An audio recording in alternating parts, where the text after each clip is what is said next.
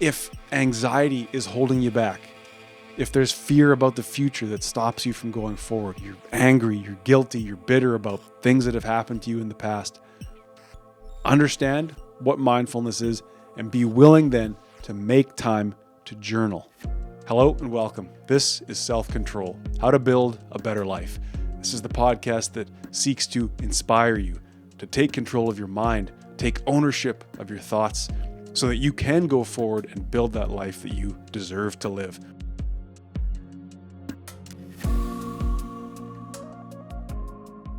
So today is the first in a two-part series talking about mindfulness, trying to make mindfulness useful to you, make it something that you can live in and live with to build a better life. And we're going to talk about pairing this idea of mindfulness with reflection.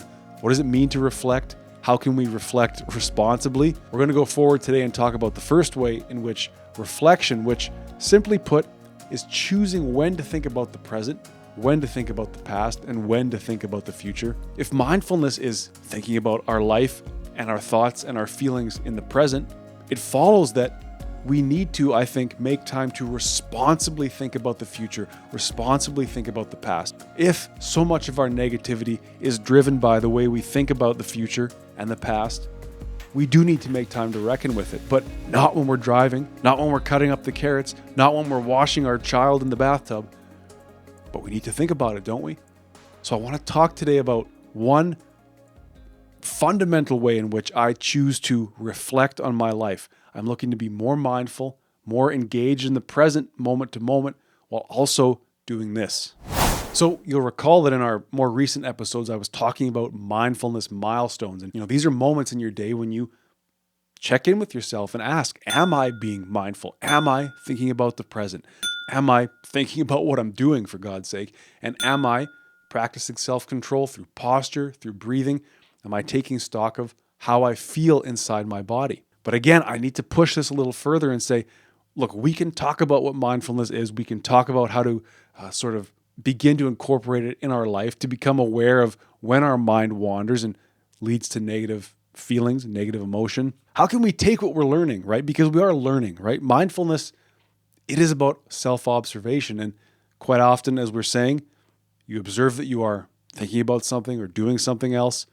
So we come back to the center, but that's a moment that passed where you were not being mindful and were able to sway to the center. Reflection then is the process by which we start to keep a record of all these moments. But we'd go completely insane if we had to, in the moment, say, all right, I want to be present and mindful. I wasn't. Let me think about why. That's not the point here. But I do think that if we want to take ownership of our thoughts and our feelings, and we do want to build a better life, mindfulness then has to be, I would say, offset or counterpointed by reflection. The number one way in which I seek to practice this reflection is journaling. Journaling to me is the king of self-development. It's the reason I'm here. It's the reason I think that I have anything to say about really anything, because I've thought about what I think and I've not only observed myself in the present, but then gone back and written it down and reflected on those past moments and what I was up to. I make time to journal every day, usually in the morning, and I sit down and I quite simply write the story of the day beforehand. So we can see this is a conscious choice to reflect on the past, to think about the past and what the hell happened? How did I feel about it? Where did I go right? Where did I go wrong? When was I distracted? When did I become angry, frustrated, anxious? Let's think about those moments. We're saying that, yes, there are these moments when I thought myself into negativity, when I wasn't focused. I tried to come back to the center. Now we're making that special time to sit down and really dig into those moments. And you might say, this is just too much. Like, you're asking me to change the way I think, and then you're asking me to go back and think. I'm not really asking you to do anything. I'm telling you that this I'm trying to share has been the process of greatly improving my life and developing a clearer picture of who I am. So this would be my call to you then. If anxiety is holding you back, if there's fear about the future that stops you from going forward, you're angry, you're guilty, you're bitter about things that have happened to you in the past, understand what mindfulness is and be willing then to make time to journal. As often as you can during your day, ask yourself those three questions. Am I focused on the present? Am I thinking and acting in unison? Am I practicing self-control? If you're finding that the answer is no, simply make a mental note of that. Sway yourself back to the center where you're going to start thinking about what you're doing, improving that posture and breathing so that you can feel better in the moment and get through the moment. But make a mental note of that, and then be courageous enough to come home whenever it is and write about that. Look at this. All the time I'm driving and I'm just thinking about all this crap that's sending me down the rabbit hole of negativity. I'm always socially anxious. I seem to struggle to go and see this person or have these conversations. Why? It is through journaling that we are able to create a series of moments, a record of our being, a record of our living. If we are willing then to reflect upon this, we can gain so much insight. If you're willing to have awareness in the present and make time to reflect on that awareness later. Your mindfulness practice will be greatly boosted by adding in reflection through journaling. If you are willing to sit down and write your life story, as well as be aware of how that story is unfolding minute to minute, a clearer picture of yourself begins to develop.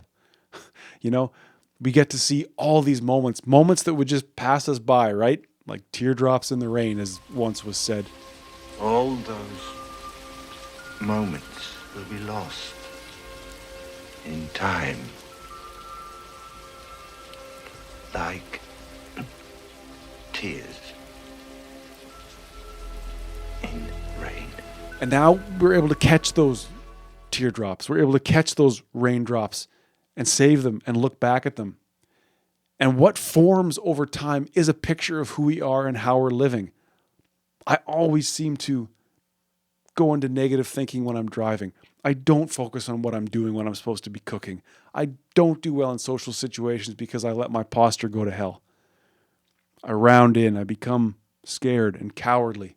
You could just go through your whole life like that, and I was bound to do that. I was very close to being cursed to living a life of unawareness and poor outcomes because I wasn't willing to look myself in the eye, look back on myself and my behavior, and add it up and come up with some solutions. Whether it's anxiety, social anxiety, you're not feeling very bright about the future.